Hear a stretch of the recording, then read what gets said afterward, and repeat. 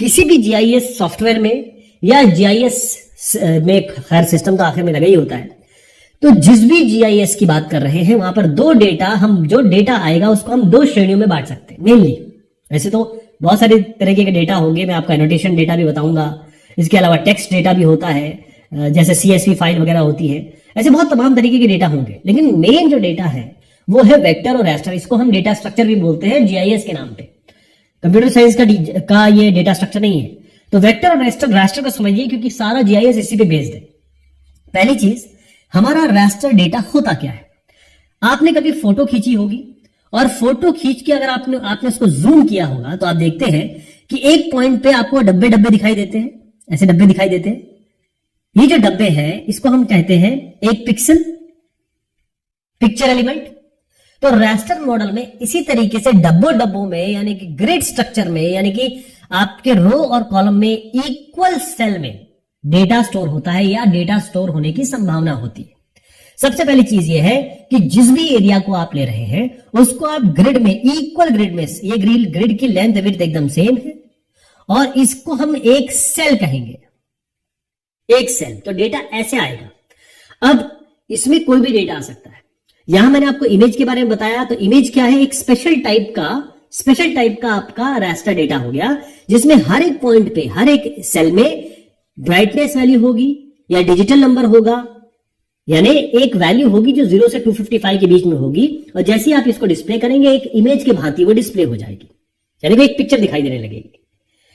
But मैं आपको एक रैस्टर डेटा दिखा रहा हूं। मान लीजिए ये रैस्टर डेटा है लैंड यूज का। लैंड यूज मतलब जमीन का इस्तेमाल किस तरीके से होता है।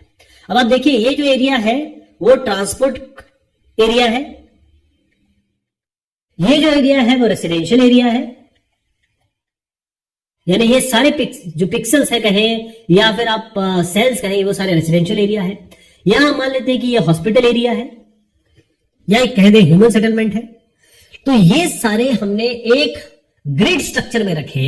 इसी ग्रिड स्ट्रक्चर, इसमें एक सेल को हम पिक्सल या पिक्चर एलिमेंट कह रहे हैं, इसी को हम रैस्टर डेटा कहते हैं। तो आप जो इमेज लाएंगे, इसमें प्रॉपर इमेज जो लाते हैं, चाहे वो रिमोट सेंसिंग से आपकी आती है या आप डायरेक्ट अपने मोबाइल से खींच के डाल दीजिए, उसको हम रैस्टर डेटा कहेंगे, रैस्टर मॉडल कहेंगे। अब किसी भी जीआईएस सिस्टम को जैसे ही आप खोलते हैं, जैसे मान लीजिए कोई, या जीआईएस को छोड़िए, किसी भी आप गूगल मैप को ही खोलते हैं, तो गूगल मैप में आप क्या देखते हैं, एक बेस मैप होता है। तो जो बेस मैप आप देख रहे हैं वो रैस्टर डेटा होता है। क्या डेटा होता है? रैस्टर डेटा होता है। अब हम आते हैं वेक्टर मॉडल पे। आपने कोई भी मैप देखा होगा, उसमें आपने लकीरें देखी होंगी, रोड देखे होंगे, स्ट्रीट देखे होंगे, ऐसे घर देखे होंगे, पेड़ इस तरीके से देखे होंगे। तो ये जो बने हैं इसको हम कहते हैं वेक्टर। वेक्टर यानी कोई भी विश्व की कोई भी चीज है उसको आप पॉइंट, लाइन और पॉलीगन में रिप्रेजेंट कर सकते हैं। तो जब हम किसी चीज को लेते हैं, जैसे मान लीजिए हम घरों को ले रहे हैं या पेड़ों को ले रहे हैं, उनको हम पॉइंट से रिप्रेजेंट कर देते हैं। उसके बाद हम कहते हैं ये नदी है, इसको हम लाइन से रिप्रेजेंट कर देंगे। ये जो इलाके हैं, ये जैसे नदी है, ये पेड़ है, इसको हमने ऐसे कर दिया।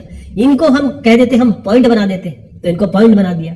तो वेक्टर मॉडल का मतलब ये होता है, ये basically vector data, raster data में vector data point, line, polygon में होगा। ये क्या तो पॉइंट में होगा, जिसको हम डॉट्स कह रहे हैं। इसमें हम चाहे हम एयरपोर्ट को दिखा सकते हैं, सिटीज को दिखा सकते हैं, ये डिपेंड करता है कि मैप कितना बड़ा ले रहे हैं, उसका रेजोल्यूशन क्या है, या ये कहें कि उसका स्केल क्या है। एक बड़ा स्केल और छोटा scale, large scale, small scale के मैप होते हैं।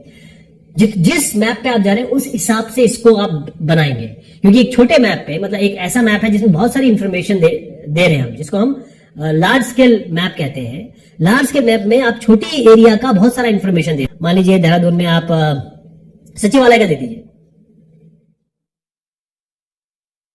तो जब सचिवालय की इंफॉर्मेशन आप देने लगेंगे तब क्या होगा, उसी छोटे एरिया में आप बहुत सारी चीज देंगे। तो वहां पर आप घर को पॉइंट नहीं दिखाएंगे, घर को आप बक्से में दिखाएंगे, यानी कि आप उसको पॉलीगन से दिखाएंगे। ठीक है जी। लाइन भी इस तरीके से होता है, ये लाइन है आपकी। और अब आप देखिएगा कि इसमें एक चीज आएगी, वो है पॉलीगन। पॉलीगन मतलब किसी भी रैंडम शेप में आप इसको बना सकते हैं। तो ये वेक्टर मॉडल हो गया, कॉन्सेप्ट है वेक्टर